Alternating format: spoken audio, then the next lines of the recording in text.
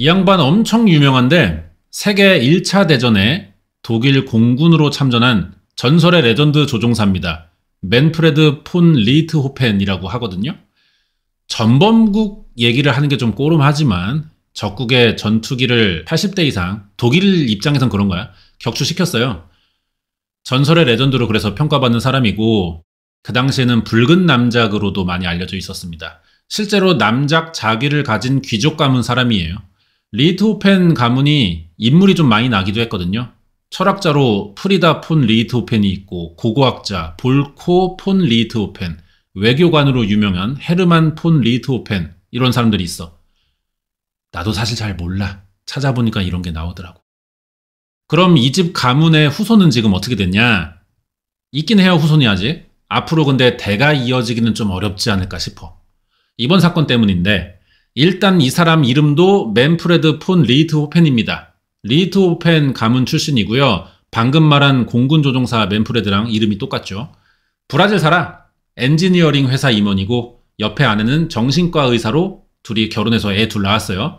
첫째가 고등학교 다니는 딸 수잔, 둘째는 게임이랑 프라모델 만드는 거 좋아하는 안드레아스. 네 식구 화목하대. 특히 딸인 첫째 수잔의 성격이 좋다고 합니다. 봐봐, 앵무새도 좋아해. 활발하고 부모 말 잘 듣고 사고 안 쳐. 애가 또 이쁘장하니까 부모도 원하는 거 있으면 다 사주고 잘해준단 말이야. 어려서부터 잘 살고 부모가 또 오냐오냐 하면은 애가 싹퉁머리 없기 쉬운데 안 그래요. 버르장머리가 있어가지고 주변에서 막 너는 공주다 막 이렇게 불러줬대. 반대로 동생은 좀 소심합니다. 1999년 8월이었거든요. 며칠인진 모르겠지만 일요일이래요. 리트호펜 가족이 오랜만에 여기 이비라푸에라 공원이라고 바람 쐬러 나왔어. 걸어가고 있는데 저 앞에 날아가던 프라모델 비행기 한 대가 뚝 떨어지더라고요. 리트호펜 가문의 가족 앞에 비행기가 떨어진 거야. 이거 못 참지. 둘째 안드레아스가 프라모델 좋아한다고 했잖아요. 유독 그 중에서도 비행기였어. 집안 내력 어디 안 가? 남자애가 얼른 뛰어가가지고 주워서 이걸 막 만지작거리고 있는데 아빠가 따라와서 아이고 주인이 금방 나타날 텐데 남의 물건 함부로 이렇게 하지 말아라. 말리려고 하는 순간 보니까 이거 전문가가 만든 건가? 퀄이 너무 좋은 거야. 그때 이제 이 비행기 주인이 저 멀리서 달려와요. 맨프레드가 비행기 돌려주면서 와, 님 진짜 잘 만듦. 뭐임? 전문가임? 막 칭찬해줬어. 그러면서 우리 아들도 비행기 만드는 거 좋아하는데 레슨 좀 해줄 수 없겠냐 이런 말을 꺼내요. 당연히 돈도 주고. 이 비행기 주인의 이름은 다니엘 크레비뉴스라고 19살입니다. 이게 뭐 말이 레슨이지. 실제로는 동네 아는 동생 취미 활동 도와주는 정도예요. 그것도 매주 와달라는데 쉽게 돈 벌 수 있는 기회잖아. 이 남자애가 마다할 리 없죠. 바로 하겠다 그랬어요. 이제 첫날입니다. 이건 첫 번째 레슨. 비행기 구조 알기. 막 이지랄 하면서 가르쳐주고 있는데 자꾸 주변에서 누가 신경 쓰이네? 이 집의 공주님 수잔이죠. 다니엘이 프라모델 레슨 하는 이유가 사실 공원에서 이 여자애 보고 마음에 들어가지고 덥석 물었던 거야. 둘이 마주칠 때마다 막 일부러 인사하고 말 걸고 친해지고 하면서 사귄 거지. 수잔도 얘를 처음부터 괜찮게 봤었나 봐. 3살 차이예요. 문제될 건 없는데 다니엘이 19살이라 대학생입니다. 수잔은 16, 고딩이야. 사귀다가 이렇게 된 것도 아니고 성인과 고딩이 만나는 거잖아. 근데 수잔의 부모가 좋아해요. 왜? 다니엘이 법학과 다녀. 당장 판검사 되는 거 아니지만 성적 올리려고 그동안 노는 거 참아가면서 얼마나 성실하게 공부했겠어. 이런 게 보이잖아, 어른들은. 그런 게 좋았고 둘째 아들 데리고 프라모델 대회 나가면서 막 잘 챙겨주니까 막을 이유가 딱히 없는 것 같아. 상파울로의 부잣집 딸이, 다니엘의 집은 또 가난합니다. 얘가 막내 아들이고 나이들도 아직 어리고 남자 쪽 집안이 사실 별론데 수잔네 부모는 갈수록 얘를 더더 좋아하네. 결혼시킬 생각도 했나 봐. 계속 이렇게 잘 사귀면 그럴 수도 있겠죠. 3년 만났고요. 수잔이 19, 다니엘 22 됩니다. 근데 2002년 10월 31일 무슨 사건 때문에 얘네는 더 못 만나요. 다음 날이야. 11월 1일 새벽 4시 브라질 상파울로 경찰이 리투펜 가족 집으로 출동을 해. 신고한 사람은 우리 공주님 수잔인데 얘기 들어보니까 이날 밤에 동생인 안드레아스 데리고 오락실 갔다 왔더니 현관문 열려 있어. 집안이 난리였대. 놀래서 부모님 방부터 열어보니까 온 방 안에 피가 튀어 있다는 거야. 처음엔 부모님 피일 거라고 생각 못했는데 침대 옆에 쇠파이프 2자루가 있었대요. 경찰 와서 보니까 리투펜 부부가 죽었어. 목 졸린 흔적이 있고요. 온몸에 피멍 들어있었는데 특이한 점은 범인이 둘 다 얼굴을 젖은 수건으로 덮어놨다는 겁니다. 이걸로 확실하지 않지만 약간은 유추할 수 있죠. 범인은 지금 피해자 죽이고 죄책감을 느끼고 있는 상태야. 어떤 이유로 죽여야 했지만 차마 그 죽은 얼굴을 볼 수 없는 상태라는 거지. 이렇게까지 하고 싶진 않았다는 감정이라 이게 면식범의 가능성이 좀 있어요. 경찰이 집에 사라진 물건 없냐니까 수잔이 막 우느라 제대로 대답을 못해. 이때 이제 여친 연락으로 다니엘이 집에 왔습니다. 그러더니 지가 대신 조사를 받아요. 경찰이 다니엘에게 물어보는 건 아닌데 지가 나서는 거야 먼저. 여친이 나이도 어리고 경황이 없어 보이니까 뭐 그럴 수 있어요. 이해는 되는데 얘는 최초 발견자가 아니잖아. 가족도 아니고. 어렵더라도 수잔에게 이걸 다 맡겨야 하는데 자꾸 나대네? 여친 부모님이 상자에 현금을 모아두는데 거기 있던 8,000달러가 사라진 것 같대요. 원한이나 갈등 관계가 있냐니까 이것도 다니엘이 다 대답합니다. 뭐 이렇게 잘 알아? 두 분이 친절해서 그럴 이유가 없대. 이 말에 경찰은 리투펜 가족이 돈 많기로 소문나 있으니까 돈을 노린 강도들이 와서 죽이고 돈도 들고 튄 게 아니냐 뭐 이런 생각을 했습니다. 애들은 일단 집에 돌려보냈어. 그리고 수사 방향을 정하는 회의가 있었는데 생각해보니까 이상해. 집에 현금이 사라진 건 맞아요. 맞는데 2명이나 쇠파이프로 죽이면서까지 돈을 털어간 거 치고 아직 집에 귀중품은 많이 남아있다는 겁니다. 차고엔 맨프레드의 비싼 자동차 4대가 그대로 다 있어. 강도 목적으로 저지른 일이면 최대한 챙겨가야겠죠? 경험 많은 도둑들이면은 판 작물들이 추적된다는 걸 알고 현금만 노린 걸 수도 있긴 하잖아. 그래도 이상한 게 부잣집이고 여기는 상파울로예요. 동네 자체가 범죄율이 높긴 하지만 이 집은 20년간 누가 한 번도 침입한 적이 없습니다. 보안을 많이 신경 쓰는 집이거든요. 경보기도 달려 있어. 정상 작동하는데 하필 사건 전날 밤에 해제돼 있었대요. 이게 해킹이나 뭐 전선을 자른 게 아니야. 비밀번호 눌러서 수동으로 끈 겁니다. 이 집을 잘 아는 누군가가 범인이거나 최소한 공범 관계 같아 보였고요. 경보기 비번을 아는 피해자 부부의 자식 수잔과 안드레아스가 그래서 유력 용의자로 갑자기 떠올라 버렸어. 경찰이 더 파보기로 한 거야. 얘네가 15살인 둘째 안드레아스, 19살 수잔인데 남자애는 우느라 뭐 말도 제대로 못해. 근데 수잔이가 조금 이상합니다. 장례식에서 감정 변화가 거의 없었고요. 며칠 뒤에는 지 생일 파티를 해요. 사건 일주일도 안 돼서 집 팔려고 부동산도 찾아갔어. 멍청한 년이 이러면 다들 의심할 거 아니야. 범인이 아니라도 의심하겠네. 그러자니 경찰은 또 얘가 19살밖에 안 된 여자인데 혼자 이 정도 사이즈의 사건을 저지를 수 있을까 싶은 거지. 현장에서 발견된 쇠파이프가 2자루였다는 점에서 범인은 2명 이상일 거라고 생각했어요. 수잔이 범인이라면 누군가가 한 명 또 있어야 된다고. 동생인 안드레아스가 그럼 가능성이 높은데 둘 다 어립니다.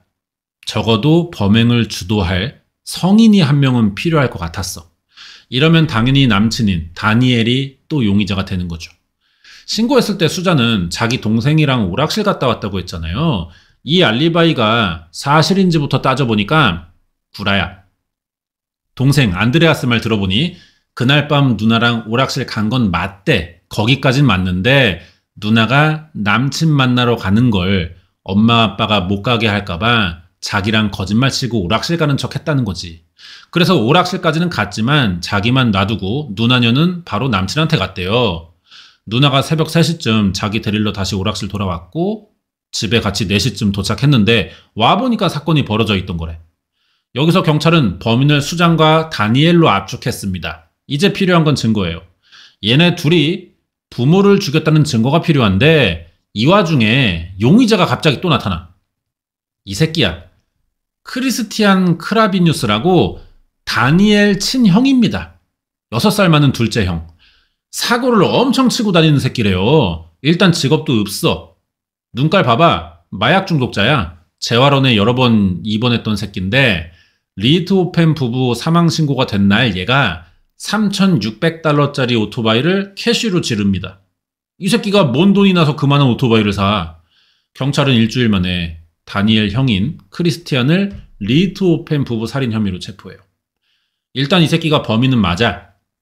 다 자백했거든요. 근데 내용이 좀 충격적이다. 지가 자고 있던 리트호펜 부부를 쇠파이프로 내려치고 현금을 가져간 건 맞대. 맞는데 이걸 계획한 사람은 따로 있다는 거야. 누구냐? 피해자 부부의 딸인 수잔 리트호펜이라는 거지. 그리고 수잔, 남친인 내 동생 다니엘도 공범이래요. 셋 다 범인이었어. 여기서 잠깐 피해자 이야기 좀 하자면은 아빠인 맨프레드 폰 리트호펜이 독일에서 태어났고요. 어릴 때 가족 따라 브라질로 이민 와서 계속 산 거예요. 독일이랑 브라질의 환율 차이가 있을 거 아니야. 개심해. 가진 돈이 독일에서는 뭐 평범하게 중산층 정도였는데 브라질 와서 환전하니까 존나 많아. 강제로 부자가 됐어요. 부자니까 교육도 잘 받았고 모자른 거 못 느끼고 잘 살다가 성인 돼서 정신과 의사 아내랑 결혼해 수잔이랑 안드레아스 낳았던 거야. 아빠가 엔지니어링 회사, 엄마가 정신과 의사. 안 그래도 재산이 꽤 있는데 브라질에서 수입도 최상위권입니다. 캐시만 우리 돈으로 한 200억 됐다 그래요. 직업이 안정됐잖아. 애 키우는 데 집중할 수 있어요. 자식들을 상파울루에서 제일 비싼 사립학교에 보냅니다. 주변 사람들 말로는 이 집 애들이 돈으로 할 수 있는 최고의 교육을 받았대요. 근데 1999년 8월 공원에서 우연히 비행기 줍다 만난 새끼 때문에 지랄이 나기 시작했다는 거예요. 바로 이 새끼죠. 다니엘 크라비뉴스. 수잔의 부모는 남자애가 가난하고 가족 중에 약쟁이가 있지만 얘는 멀쩡해 보였잖아. 법대생이야. 우리 애들에게 하는 거 보이니까 또 성실하고 착해 보여. 알고 보니까 아니네. 완전히 속았어. 일단 이 새끼가 법대생은 맞는데 6개월 만에 자퇴했어요. 그 뒤로 프라모델이나 만들어 당근에 팔고 있던 새끼입니다. 잘 만들어가지고 나름 수요가 있었고요. 가끔 특별 주문 제작이 들어올 정도로 실력이 좋았고 돈도 잘 벌었어. 근데 항상 거지 새끼입니다. 지 형처럼 얘도 약에 중독돼 있었거든. 돈 벌면 다 약값으로 나가는 거죠. 약쟁이들이 조용히 방구석에서 약만 빨아요? 약 때문에 사고도 치기 시작하는 거잖아. 둘 다 동네에서 싸움 마니아기로 유명했대. 지나가는 사람들 괜히 막 시비 걸고 욕하고 그래가지고 동네에 이사간 사람들이 많아 얘네 때문에. 수잔네 부모는 이런 걸 잘 몰랐던 거예요. 일주일에 한두 번 보는데 당연히 그럴 수밖에 없지. 대신 수잔이는 가까이서 자주 보잖아. 얘도 눈치를 못 챘나 봐. 어쨌든 자기 앞에선 잘하고 돈도 많으니까 이것저것 좀 사줘서 그런가? 아니? 수잔도 돈이 필요하고 부모가 용돈으로 주겠죠? 얘가 남친이 돈을 못 쓰게 해 자기한테. 둘이 만나면은 다니엘이 밥 사줘, 데이트비, 어디 데려가 차비 다 냅니다. 남은 돈은 생활비로도 줘버려요. 그러니까 수잔은 돈이 많아지고 좀 절제력을 잃어버렸나 봐. 사치가 생긴 거야. 애가 좀 이상해졌어. 몇 달 지나니까 수잔이 이상해진다는 걸 부모가 눈치챘습니다. 애가 어느 날부터 학교도 안 나가고 막 외박도 한 거예요. 이걸로 잔소리 좀 한다 치면 막 애가 화를 내. 안 그러던 년이. 부모랑 자주 싸웠고 존나 변한 거야.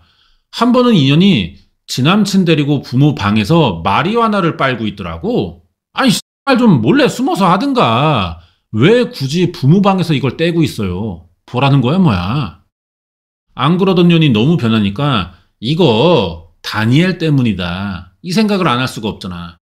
헤어지는 게 어떻겠니? 말이라도 꺼내보려면 막 개 지랄지랄을 하니까 방법이 없어요.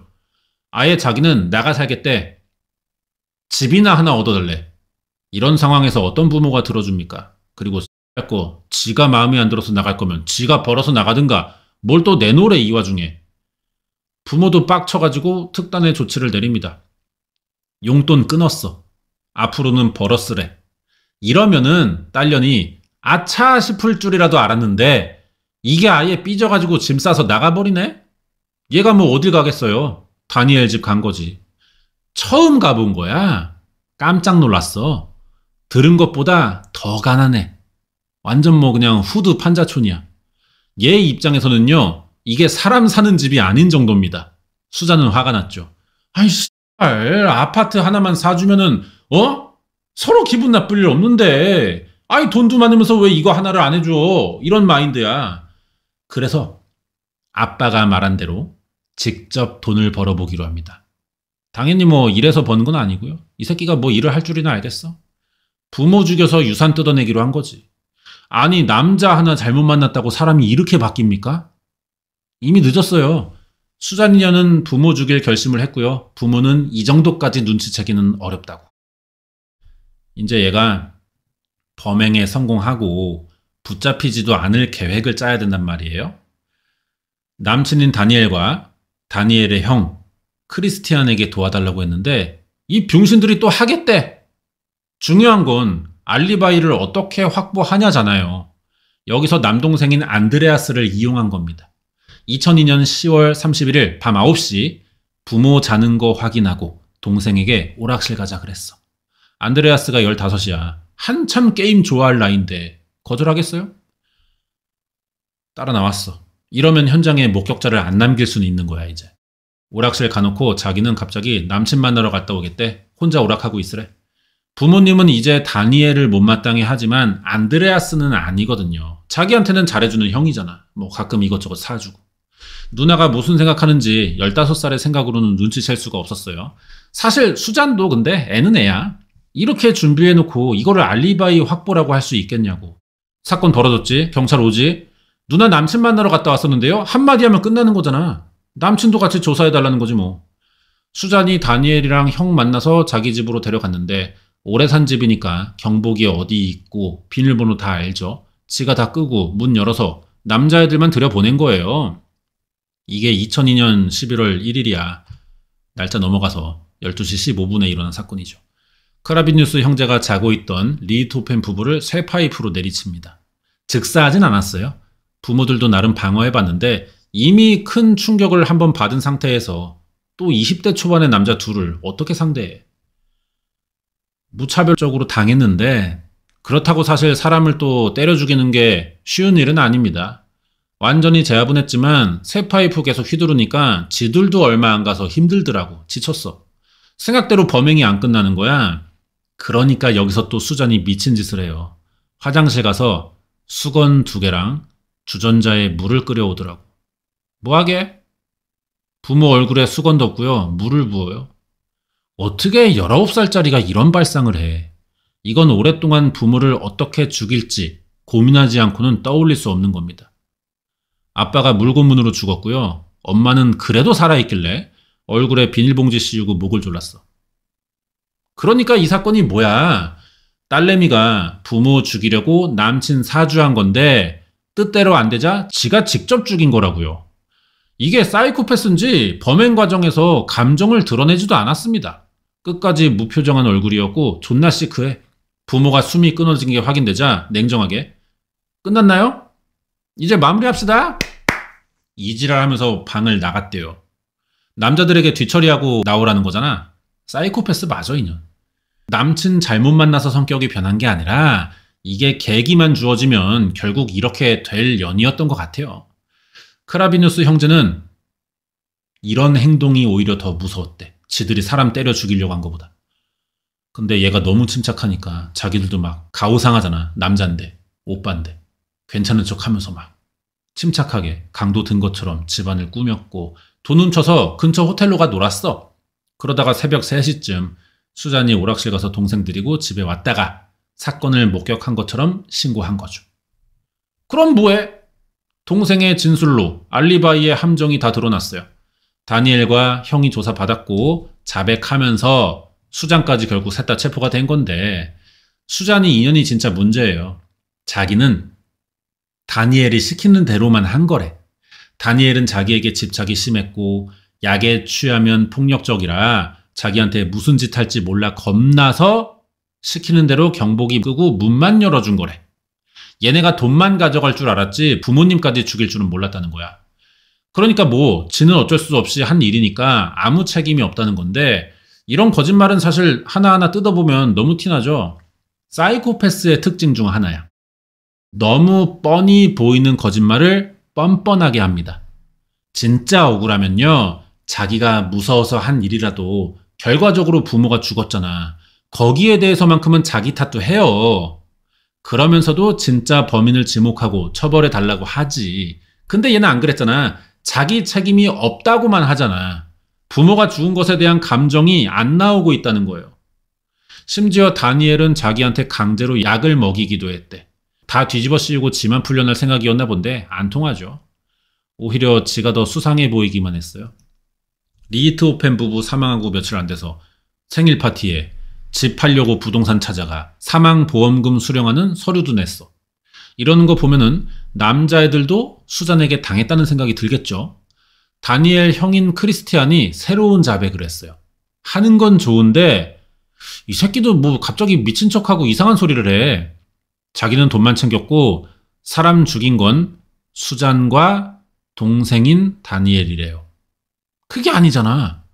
수잔이 죽이는 거 지 동생이랑 현장에서 다 봐놓고 왜 동생이 불리해지는 자백을 이 와중에 굳이 하냐고요. 수잔은 지 여친도 아니잖아. 왜 이래? 왜 지 동생을 팔아? 수잔이랑 뭐 있나? 이 새끼 의도를 모르겠는 거지. 여기에 수잔 남친인 다니엘. 사실대로만 다 말했습니다. 모든 건 수잔이 계획했고 자기랑 형은 시키는 대로만 한 거래요. 이렇게 서로를 셋이서 범인이라고 지목하는 개싸움이 난 건데 경찰은 이때 어떤 판단을 하냐? 아무의 말도 믿지 않습니다. 이게 중요했어요. 이태원 살인사건이 왜 어려웠어? 둘 중 누구 말이 사실인지를 가려내려다가 딜레마에 빠진 거잖아. 지금은 해결됐지만 그때 역으로 둘 다 안 믿어주는 상황이었다면 어땠을까 싶다는 거지. 둘 다 니네 안 믿긴다. 믿을 만한 거 더 뭐 없냐? 진술을 더 해라. 이런 식으로 계속 진술을 끌어내고 거기서 모순을 찾는 식으로 갔어야 된다는 겁니다. 이 사건이 그랬거든요. 지들 말 들어주는 경찰이 하나도 없으니까 각자 이대로는 안 되겠다 싶은지 다니엘과 수잔이 말을 바꿉니다. 부모들이 원래 알코올 중독자래. 아빠인 맨프레드는 예전부터 딸을 성추행해왔고 엄마도 폭력적으로 딸을 대해서 수잔은 자기를 지키기 위해 사건을 계획했고 다니엘은 자기 여친 지켜주려고 부탁을 들어줬던 거래요. 돈 때문이 아니라 수잔의 안전 때문에 어쩔 수 없이 한 정당방위라는 건데 지금 얘들이 서로 남 탓만 하다가 같은 편이라는 태도로 입장이 바뀌었잖아요. 그런 얘들은 입장이 바뀐 이유도 설명해야 돼요. 그래서 원래는 뭔지 또 새 진술을 만들면서 설명해야 되고 진술 한번 바꾸려고 두 개의 새로운 진술이 필요해진 거잖아. 계속 자기를 납득시키기 위해 여러 가지를 말하도록 이렇게 이태원 사건에서도 했어야 된다는 거예요. 얘네들의 새 진술은 당연히 구라였습니다. 남동생의 말로 반박이 됐어요. 부모님은 조용하고요. 훌륭한 분이셨어요. 술 안 드시고요. 아빠가 성추행했다는 건 누나 이거 미친년이에요. 개소리 한 거예요. 거짓말이라고요. 부부 몸에서는 뭐 당연히 알코올 성분도 안 나왔고 뭐만 하면 거짓말이야 이 새끼들은.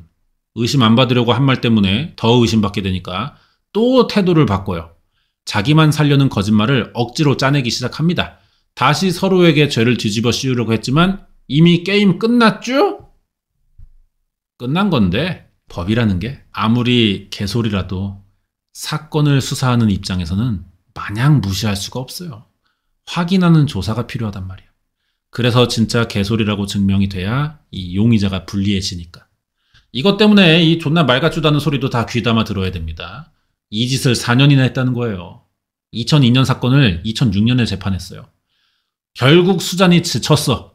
얘가 4년간 구치소에서 가만히 들어가 앉아있기만 했겠어? 그동안 얼마나 불려다니면서 취조를 많이 받았겠어요. 결국 부모 유산 받으려고 죽인 걸 다 인정합니다. 얘는 진짜 정신적으로 문제가 있어 보이는 게 자백할 때도 감정 변화가 없었대요. 검찰이 살인범 한두 명 만나보겠어? 온갖 희한한 정신머리의 새끼들 다 상대했는데 이런 애는 본 적이 없다는 거야. 소름 끼칠 정도로 차분하대요. 반대로 크라비뉴스 형제 이 새끼들 재판 내내 울기만 해. 아주 그냥 눈물의 곡절이 따로 없어요. 너무 후회하고 막 뜨거운 순두부 먹은 것처럼. 다니엘은 또 여전히 이 와중에 난 수잔을 영원히 사랑하기 때문에 함께하고 싶대. 이 새끼 정신 못 차렸어. 뭔 재판받다 말고 사랑 고백을 하고 자빠졌냐고 병신이. 법대까지 들어간 새끼가 왜 신성한 재판에서 법을 너무 조수로 보는 거 아니야 이거? 어? 그러거나 말거나 셋 다 존속살인의 1급 살인 인정됐고요. 수잔과 다니엘은 최소 15년간 가석방 금지된 40년형 받았습니다. 다니엘 형인 크리스티안 38년 받았고요. 이 와중에 수잔은 2번 항소했는데 다 거절당했어요. 근데 이 크라비뉴스 형제가 최소 수감 기간만 채우고 2018년에 나옵니다. 살해 의도가 있었지만 도중에 수잔이 끼어들어서 지들의 범행이 멈췄잖아. 그리고 수잔이 다 죽였잖아 결국은. 그래가지고 15년만 살았던 거고 수잔은 20년 만인 2023년 1년간의 보호관찰 조건으로 출소합니다. 2024년까지 감시를 받았고 올해부터 이제 완전 자유가 되는 거지. 이미 밖에 나와 있어요. 그 뒤로 얘들은 어떻게 됐냐? 뭐 지랄났어. 재판받다 말고 사랑 고백했잖아. 그러면 수잔이랑 계속 사겨? 그럴 리가 없지. 씨발. 상황만 보면은 수잔이 찼을 것 같지만 의외로 다니엘이 먼저 다른 여자를 만나요. 얘야. 교도소에서 어떤 새끼같이 여동생 소개해줬어. 브라질 유명 대학에서 연구원으로 있대요. 반지 끼고 있잖아. 결혼했어요. 이 여자애도 좀 또라이야. 수잔은 더 가관인 게 얘는 소개받은 게 아니라 아예 교도소에서 사귀입니다. 심지어 여자야 저렇게 생겨가지고 돼 있는데 약간 좀 PC주의적인 결혼이었던 거죠. 감옥에서 동성 결혼식 했고요. 2년 만에 근데 이혼했어. 그리고 출소해서 애 셋 딸린 남자 의사랑 결혼했대. 약간 좀 퐁퐁각인데 아주 지랄들을 해요. 지금은 뭐 인스타에서 액세서리 같은 거 만들어가지고 판대 비즈공예 같은 거에 막 이렇게 쪼리에다가 큐빅 박아서 요거 얼마예요? 요번에 새로 나온 아이 뭐 이지랄 하더라고 인스타에. 작년에 애도 나왔어요.